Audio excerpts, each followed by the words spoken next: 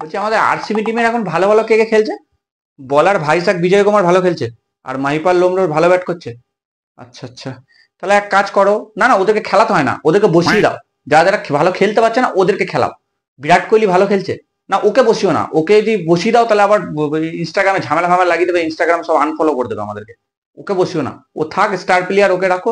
যারা যারা ভালো খেলছে তাকে বসিয়ে দাও। সিরাজ উইকেট পাচ্ছে না, ওকে না ওকে বসিও না, সিরাজকে খেলাও, যে উইকেট পাচ্ছে না তাকে খেলাও, তারপরে তো উইকেট পাবে, নাহলে পাবে কি করে এই বাবা। না না, যারা ভালো উইকেট পাচ্ছে তাদেরকে বসিয়ে দাও। হ্যাঁ ওদেরকে বসিয়ে দাও, আর ফিরাজকে খেলাও, নাহলে কাজ হবে কি করে, টিমটা তো চলতে হবে আমাদের। দেখো আমাদের হেরে যাওয়ার পিছনে আমি মনে করি সব থেকে বড় দোষ হচ্ছে আমাদের ব্যাটসম্যানদের। আমাদের বলার গুলো এই সিরাজ এরা বল করছে কত মেহনত করে, এরা 4 ওভারে 50-60 করে রান খেয়ে যাচ্ছে মাঝে মাঝে। হ্যাঁ, আর আমাদের ব্যাটসম্যান গুলো 4 ওভার ব্যাট করে 50-60 করতে পারছে না। কেন কেন পাচ্ছে না? দোষটা তো ওদের হিসাব মতো। আরে AB de Villiers, Chris Gayle bat করতে আসছে না কেন? কত 5টা ম্যাচে আমি দেখিনি ওদেরকে একবার। ওরা নেই আমাদের টিমে আর। ও, আমি তো অনেকদিন যাইনি না টিম মিটিং এ। ঠিক আছে ঠিক আছে, অন্য যারা যারা আছে ভালো ভালো ওদেরকে নামাও। এক কাজ করো না, পরের ম্যাচ থেকে না বলার গুলোকে ওপেনিং এ ব্যাটসম্যান করে দাও তো, বিরাট কোহলিদেরকে লাস্টে ব্যাট করো।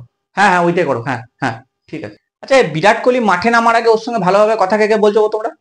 বলো না, বেশি একটু একটু মাঠে নামার আগে না ওর সঙ্গে একটু ওকে একটু রাগিয়ে রাখো তো যতটা পারছো তোমরা। আরে ও মাঠে নেবে সবার সঙ্গে, যাদের সঙ্গে ঝগড়া ছিল সব ভালো করে নিচ্ছে, গৌতম গম্ভীর, নবিনুল হকের সঙ্গে কদিন আগে ঝগড়া ভালো করে নিল। এগুলো করলে হয় নাকি? ঝগড়া মিটিয়ে নিলে আমাদের টিমটাকে তো লাইম লাইটে আসতে হবে। গত বছর কি সুন্দর আমাদের এই টিমের এই ফুটেজ গুলো বারবার চালিয়ে গৌতম গম্ভীরের সঙ্গে ঝগড়াগুলো চালিয়ে ইনস্টাগ্রামে ফলোয়ারটা আমাদের বাড়ছিল। এখন তো ওইগুলোও বাড়ছে না।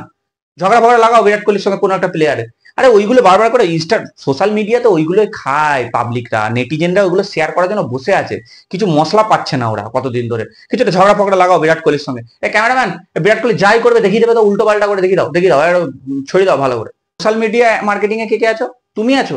আমাদের ইনস্টাগ্রামে ফলোয়ার বাড়ছে না। আমরা সেকেন্ড সব থেকে ফলোড টিম কেন আইপিএল ফ্র্যাঞ্চাইজির মধ্যে?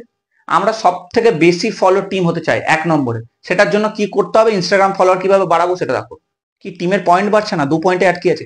টিমের পয়েন্ট বাড়াতে আমরা আসিনি, আমরা কাপ নিতে এসছি। আমরা কাপ আমাদের লাগবে না, আমরা ইনস্টাগ্রাম ফলোয়ার বাড়াতে এসছি। কাপ নিয়ে আমরা কি করবো? কাপ আমাদের মেয়েরা এই বছর একটা পেলো না, 1 বছরে কটা কাপ নেবো আমরা? অত কাপ রাখার জায়গা আছে? আর মিস্ত্রি দিয়ে আগে তাক বানায় 2টো কাপ রাখার মতো, তারপর আবার কাপ জিতবো। উফ, কাপ কাপ করে মরে গেল একদম।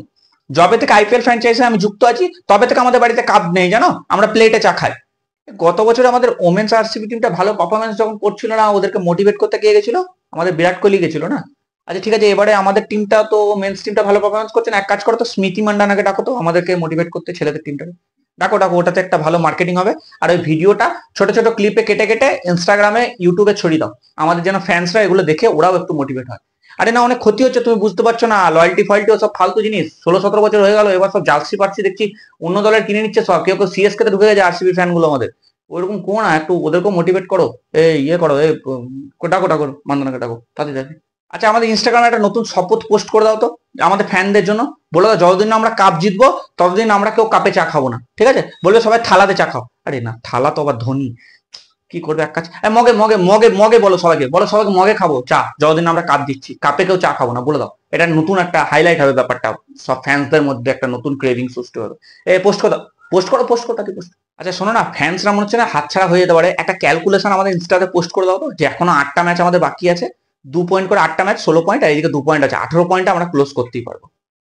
কি গুজরাটদের সঙ্গে এখনো ম্যাচ বাকি আছে, হোম গ্রাউন্ডে বেশি ম্যাচ নেই, আর সিএসকে সঙ্গে ম্যাচ বাকি আছে একটা, বেশি পয়েন্ট হবে না মনে হচ্ছে। আচ্ছা এক কাজ করো, বলে দাও সবাইকে যে মোটামুটি 8 পয়েন্ট করবো এই বছর আমরা। হ্যাঁ সব ম্যাচ মিলিয়ে 4টে ম্যাচ আমরা জিতবো, 8 পয়েন্ট হবে। সব টিমদেরই 8 পয়েন্ট করে হয়ে গেছে, এখনই হয়ে গেছে। তাহলে এক কাজ করো, বলে দাও 25 সালের আইপিএল আমরা মোটামুটি 20 পয়েন্ট করবোই, যাও প্রমিস, একদম পিঙ্কি প্রমিস। পোস্ট করো পোস্ট করো। এই ওয়েট আরসিবি ফ্যান গাল দিও না, আমি নিজে 17 বছর ধরে আরসিবি ফ্যান, আমি কোনো আরসিবি ট্রোলার না, আর আমি কোনো আরসিবি হেটারও না।